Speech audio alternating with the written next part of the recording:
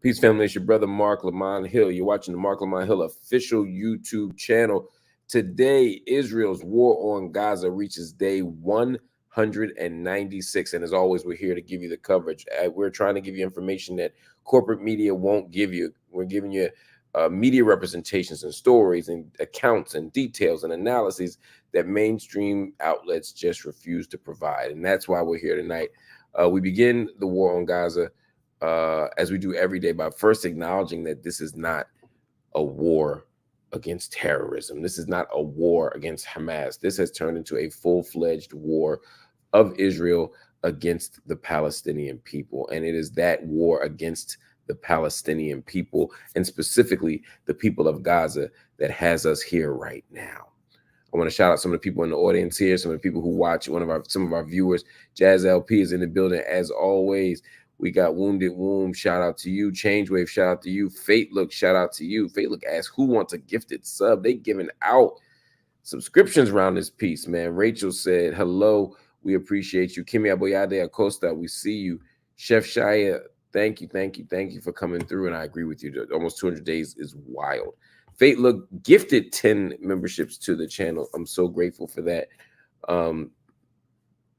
It's right, coming out the gate with it, yo. We're so grateful for you. We're so grateful for the love and appreciation that you all show each other in the community, and that's what makes this an actual community. It's not a podcast. It's not a TV show. It's an actual virtual classroom. It's a community, and that's what we do every single night. Well, we begin our coverage tonight with the numbers. As of today, at least 34,000. We've crossed the 34,000 mark. At least 34,012 people have been killed, and 76,833 have been wounded in Israel's war on Gaza since October 7th. Again, 34,012 people have been killed, 76,833 have been wounded in Israeli attacks on Gaza. And of course, the death toll in Israel from Hamas's October 7th attacks stands at 1,139, with dozens of people held captive in Gaza. We're getting some updates from Rafah. As we've said for weeks now, Rafah is a site that will likely be the target of a ground invasion by the Israeli military. Benjamin Netanyahu has not been secretive about that. He's not been coy about that. And as of today, Israeli forces have deployed more troops to areas right next to Rafah, and they've destroyed agricultural land in the eastern areas of the district. It would not shock me to see the troops simply moving in right now. Israeli forces continue to raid Nur Shem's refugee camp in the occupied West Bank.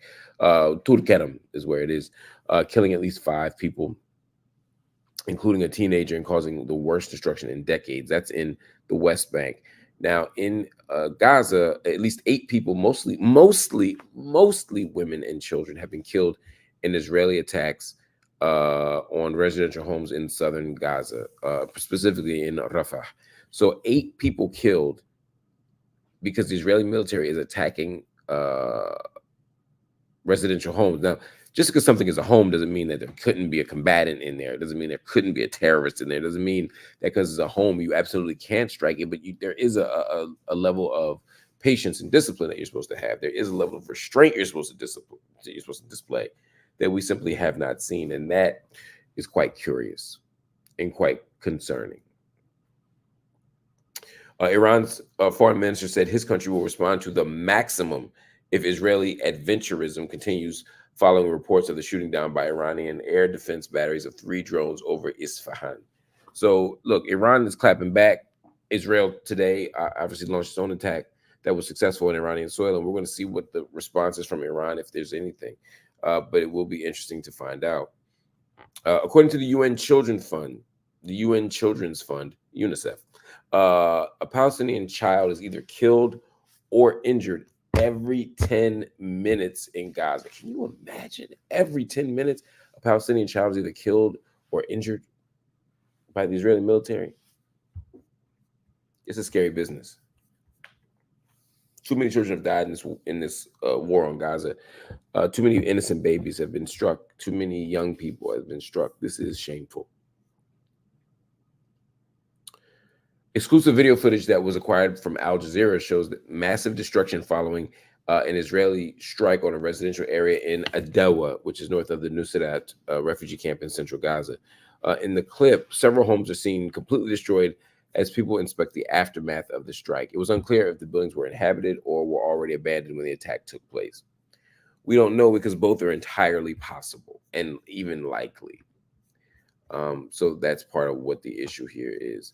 I'm going to take some questions and comments in the next segment we do. So, but I want to give us more information. Reports have been received in the last 40 minutes that an Israeli airstrike hit the El Mawasi neighborhood in Khan Yunis, which is in southern Gaza. We'll give you more information of what that looks like, but sadly, it looks just like everything else looks.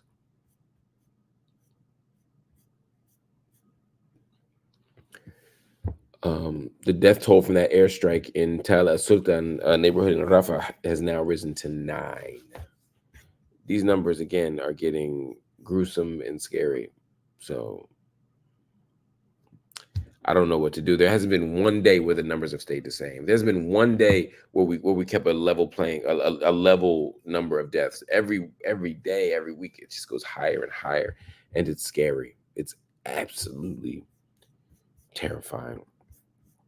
All right, family, that's the update. We're not going to go long tonight. I'm going to get some sleep, but I wanted to shout y'all out. Wanted to give y'all some information about Israel's war on Gaza, what's going on, and we got more comments and more commentary coming up tomorrow. So stay with me. I'll see y'all soon. Peace.